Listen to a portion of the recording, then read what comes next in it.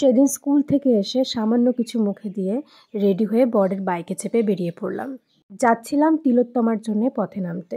সেদিন তেহট্টের সকল ছাত্র শিক্ষক সম্মিলিতভাবে প্রোটেস্ট করেছিল। এটুকু না করলে আমিও নিজের কাছে ছোট হয়ে যেতাম। ভিডিওটা সেই সময় পোস্ট করিনি। আজ যখন তিলোত্তমার মামলার রায়ের দিন এলো, তখন মোবাইল ঘাঁটতে ঘাঁটতে ভিডিওগুলো পেলাম, তাই তোমাদেরকে শেয়ার করলাম।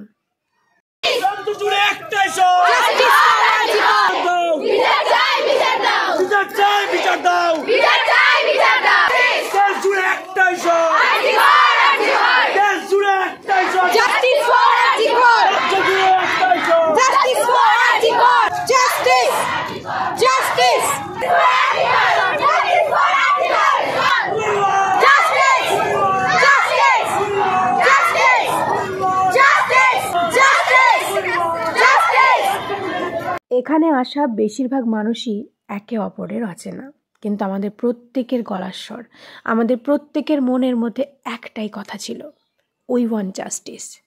তিলোত্তমার অপরাধীদের শাস্তি চাই।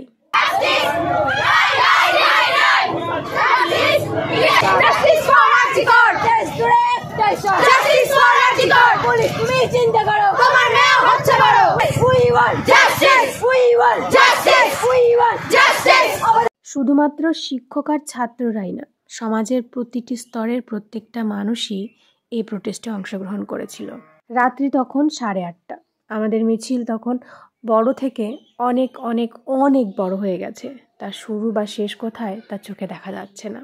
মিছিলে উপস্থিত প্রত্যেকটা মানুষ 8 থেকে 80 প্রত্যেকেই আমরা একটা জিনিসই চেয়েছি, we want justice, justice for Tilottama.